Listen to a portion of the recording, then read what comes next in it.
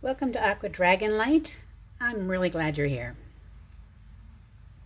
The date is August 1st, 2024. It is 1 o'clock in the afternoon Eastern Standard Time. We begin the last month of the middle third of our calendar today.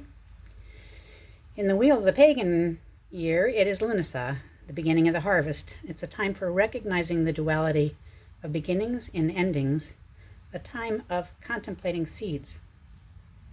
I came across a prayer in a book that I like that referenced that. Sowing the seed, my hand is one with the earth. Wanting the seed to grow, my mind is one with the light.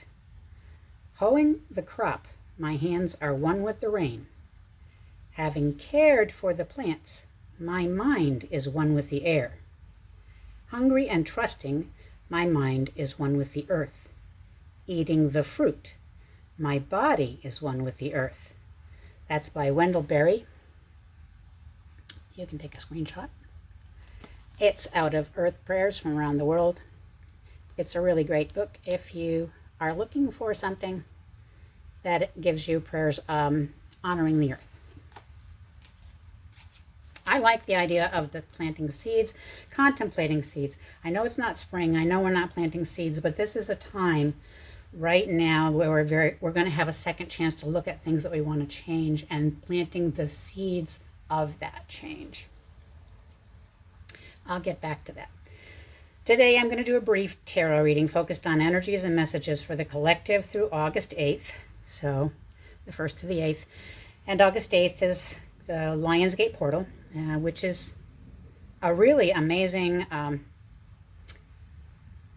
energy, consciousness, manifestation and meditation point that I'm only just beginning to study, so I won't speak to that. But if you're interested, the 888 portal is coming up, and Google is our friend. You can leave a comment and let me know what you've learned as I am studying it too. The moon is in early Cancer today, and it's going to travel into Libra over the next 7 days. And midway on August 4th or 5th, depending on where you are, we will have a powerful evolution opportunity with the new moon in Leo. And I'll mention that briefly with a visual aid. Although I am a student of tarot and astrology, I am by no means an academic. That's not my style.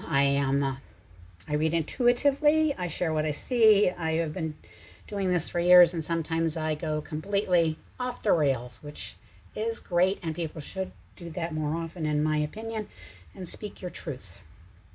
I always hope I can bring some part of the light to those drawn to my candles, so if something I see resonates with you, know that is for you, and take it with my blessings. And if the rest doesn't, then just know that's for somebody else. If you come across this reading at some point in the future, I hope you find the message you need at that time, because tarot is timeless, messages are layered, and they're all around us when we need them. Please feel free to examine the cards I draw and find your own messages as well. I will lay them out. But before we do that, let's call in Spirit.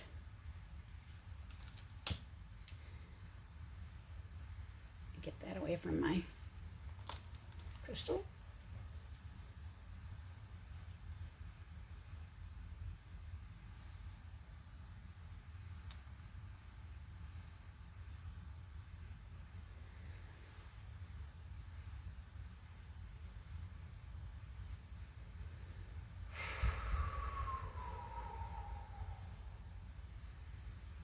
Great Universal Mother, you who have the light of creation flowing through your veins, who birthed the cosmos, nebula, universes, galaxies, this solar system, suns and stars and moons and asteroids, and cloaked it all in darkness so we could see them, gave each planet their own properties, and have created this beautiful blue-green marble, the planet of manifestation that I stand upon.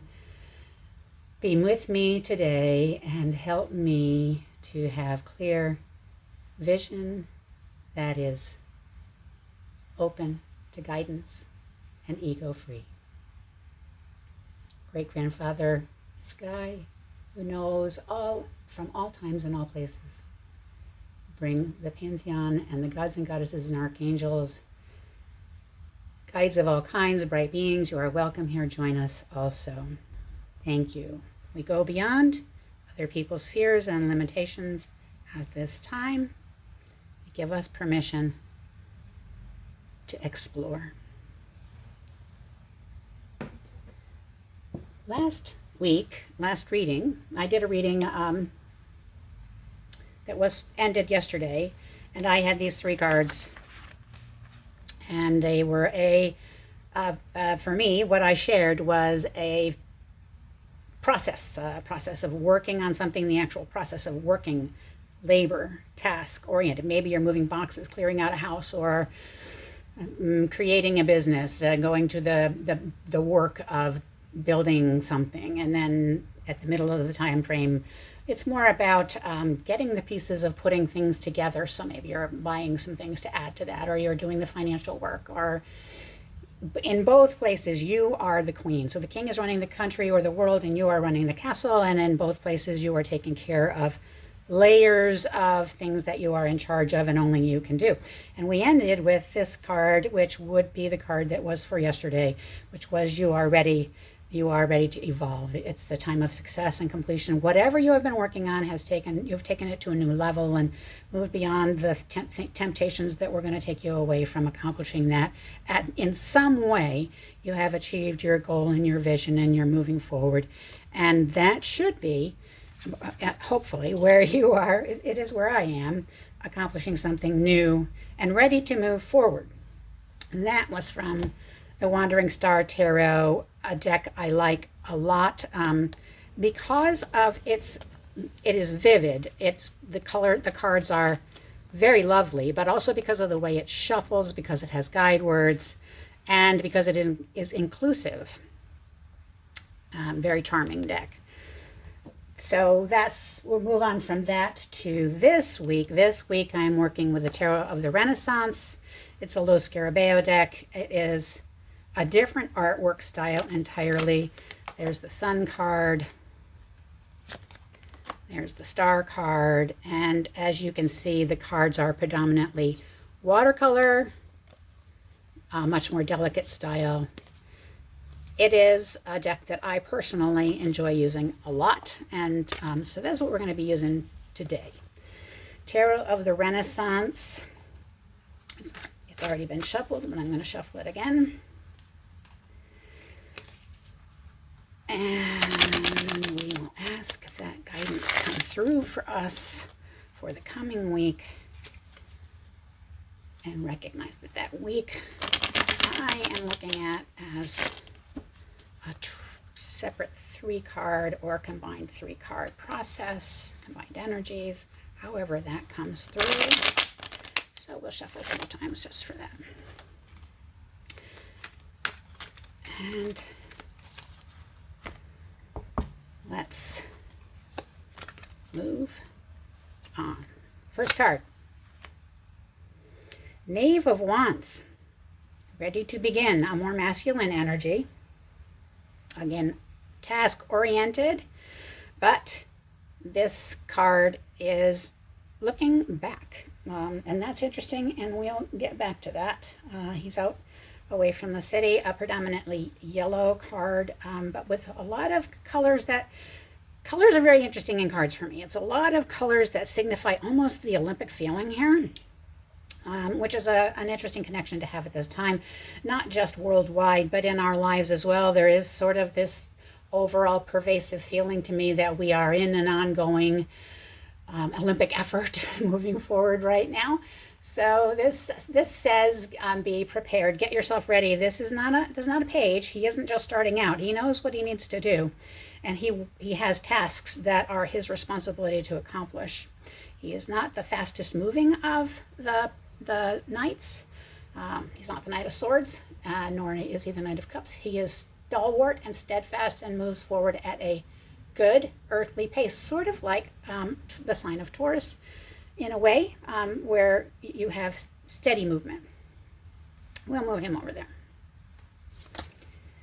And our next card is the Four of Wands, which is an interesting choice to go with that, isn't it? He's looking for a direction in this artwork. He's by the ocean and he's looking for direction.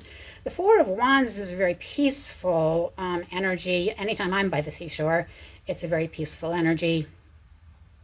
And I am particularly drawn to making drawings in the sand or finding beach flotsam and jetsam and creating artwork of things that I find. And he's drawn this triangle and turned it into an arrow, and it is also going in that backward direction or left-sided direction. It's sort of aligned with the club there, and he looks like he's thinking. He has his sword put away. He's not interested in fighting. It's not a card of confusion so much as it is a card of, I am okay where I am, but what do I want to do next? And I'm trying to remember something, and I find that interesting.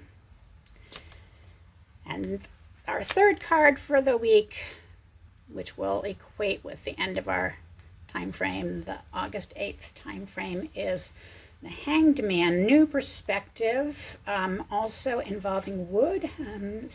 Interesting. And I think that's a really interesting trio for what we are going through. And I always like to look at the bottom of the deck. So we'll move these up and set her there. The bottom of our deck is the Ten of Swords, which is equates with something that I read off of my little daily calendar today. I'm going to set it here. I have a daily calendar for the moon, and it says the month starts off with a bang. Loving and abundant Venus is about to clash with chaotic Uranus. Mercury is about to go retrograde, and Jupiter and Saturn are squaring off. All bets are off. So a time is ending right now. We're coming to an end of a time that was difficult, but it's not really all that easy right now. The full moon in Capricorn, this is from the Moonology deck, full moon in Capricorn said the end of a tough cycle approaches. And here we have something saying we're kind of at the end of a tough cycle on the bottom of the deck, and we're moving forward a little bit. Well, that was the full moon, and now we're halfway through.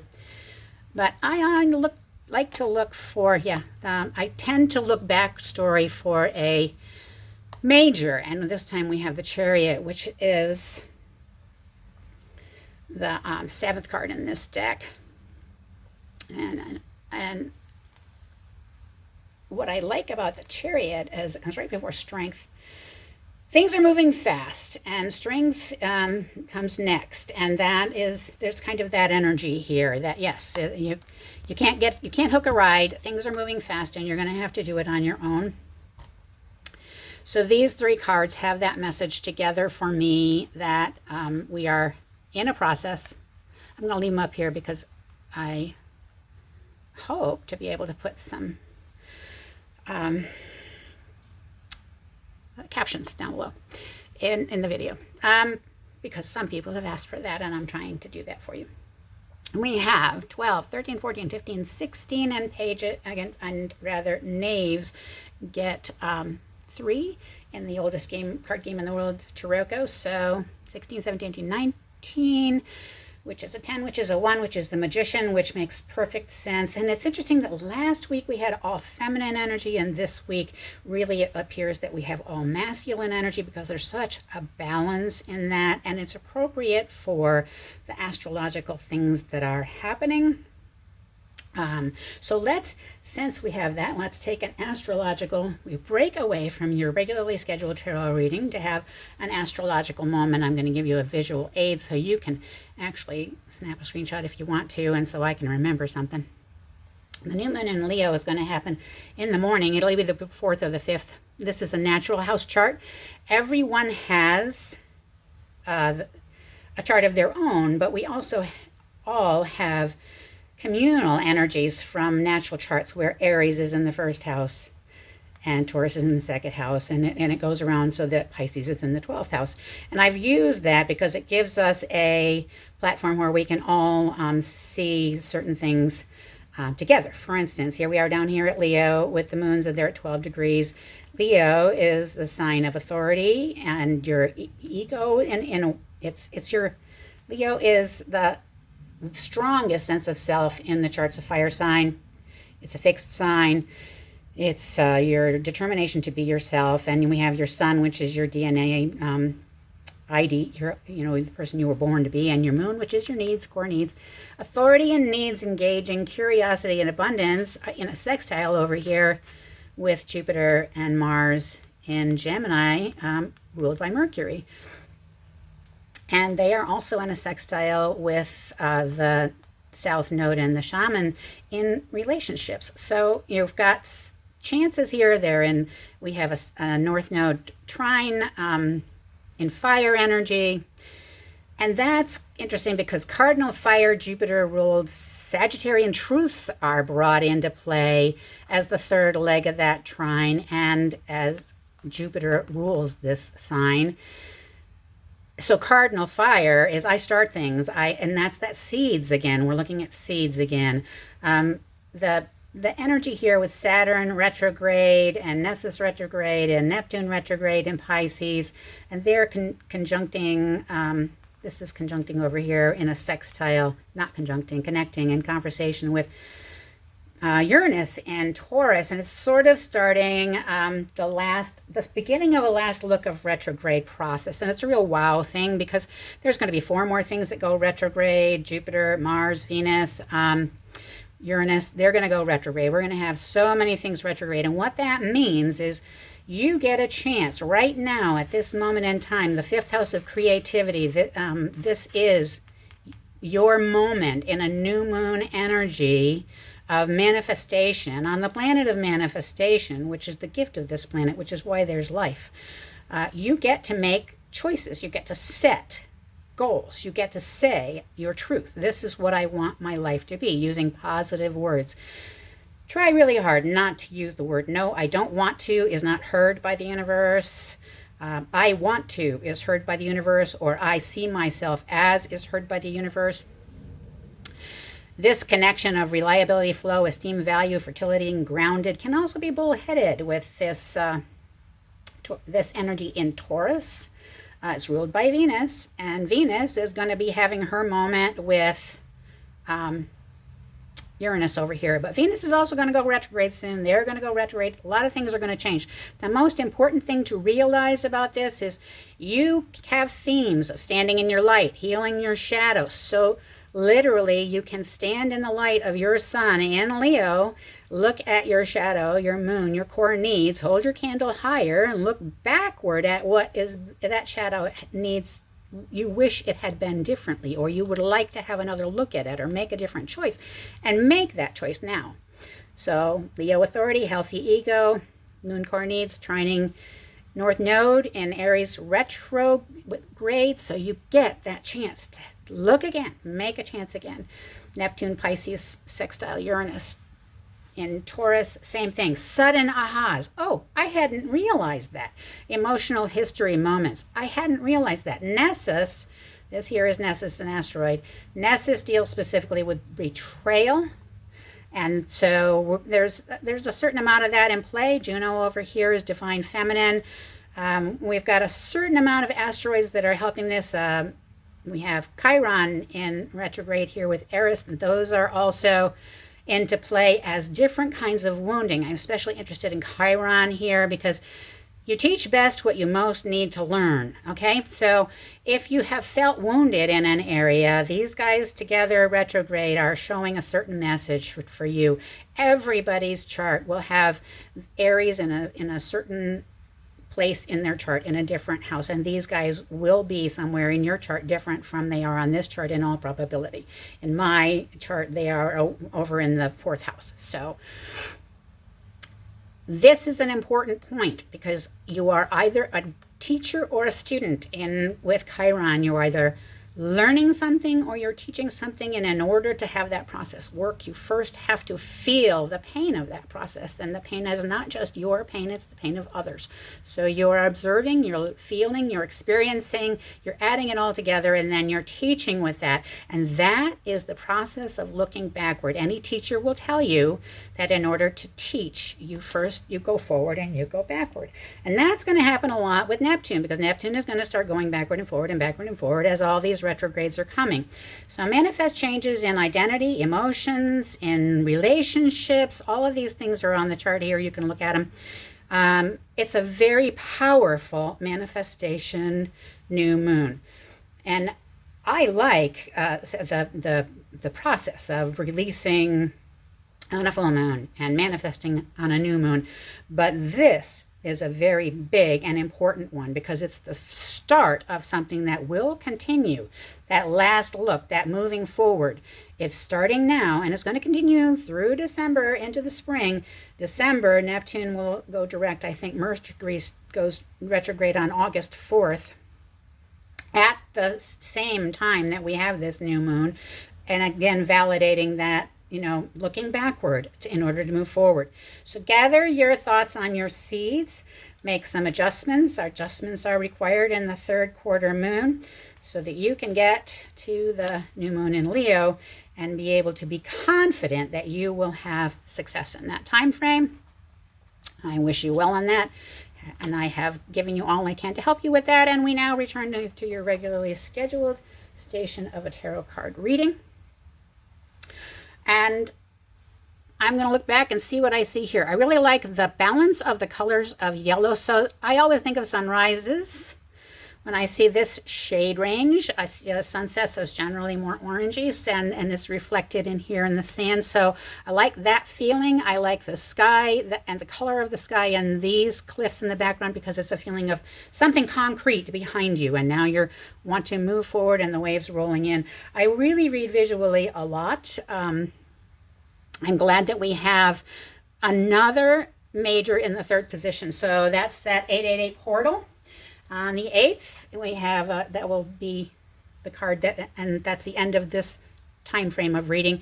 Coinciding with that is really interesting to me. And the Magician overall energy is interesting to me as well. I'm going to give you a guide. We're going to go to the Archangel Michael sort of like oracle for that, and I am particularly fond of that Bradley Valentine product. Very prolific, but they're just beautiful cards. And the artistry in these cards, the different coloring and artistry in these cards is just magical to me. I never fail to be awed by a card I drew from this. So if you don't have this one and you like such things, I would recommend it. And as I did last time, thank you to everyone that commented on that. I released that video privately to get feedback, and you all were wonderful at telling me things. I'm going to let you tell me. Oh, it was that one? Okay. I turned the deck over. On the bottom of the deck, it says you will manifest what you need, and that makes sense for my being here. You're manifesting what you needed. If you came and saw this reading, then it is for you, and therefore you manifested this reading. You had me do this. So express gratitude as if your plans have already come to pass. You started your project and it's in motion. Trust that your angels are bringing you the assistance that you need. And the card that we drew, you are safe within my bubble of light. You can proceed with confidence. You are protected. Number 39, another 12. And that is awesome. I really like that. I hope you do as well. Book reference. I wanted to give you a book reference. I have remembered that. I'm so proud of myself. I'm going to set that over here so you can see that. Isn't that a pretty piece? This is a pen my husband bought me for Christmas, for Yule one year. in Baltimore, walking past a store that was getting ready to close. She was so glad we came in and bought that. I think it was her only sale of the day. It was Christmas Eve. A small moment of memory there for you. New Moon Astrology is a book that I really like. It is a resource for different kinds of new moons. So you can look up new moons.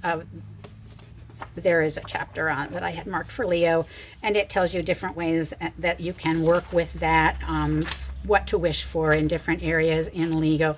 But in the back of the book, there is a wishing section called Ongoing Wishes, and it wishes for different things. I particularly am pleased with that. I put a bookmark in the happiness page here, the section, because happiness is ultimately what we are all seeking. That caught my eye, and sometimes we're seeking for it in different ways. It means different things to different people, and the flow of happiness is constantly changing. But I like the wishes to increase the conscious awareness of happiness, and I particularly like, in the midst of chaos, I want to easily find myself consciously aware of the feeling of peace and joy inside myself. I want to easily find myself consciously and consistently viewing life in a way that creates laughter and ease for me. And that is an example of what I mean when I say avoid the negative words. Stick with the positive words, so that when you make a manifestation, it has a very clear and positive message for the universe. The universe can only give you what you directly ask for. And with that, I am going to thank you all for being here today. I really appreciate your being here. I'm doing this for me because it is something I feel drawn to do, but it's a lot more fun when I can share it. And so thank you for letting me share it with you. And we're going to close out with a prayer.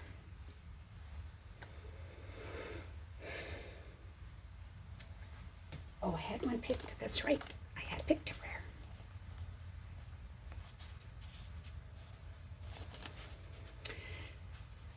It's prayer for the waning moon, because right now we are in the waning moon.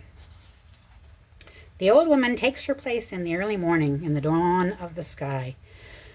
Though guardian of the darkness, and though yourself of advanced age, you are yet the prophet of the sun, promising his imminent rebirth. Old one, wise one, crone in the east, I look on you with reverence and praise you in the moments before dawn.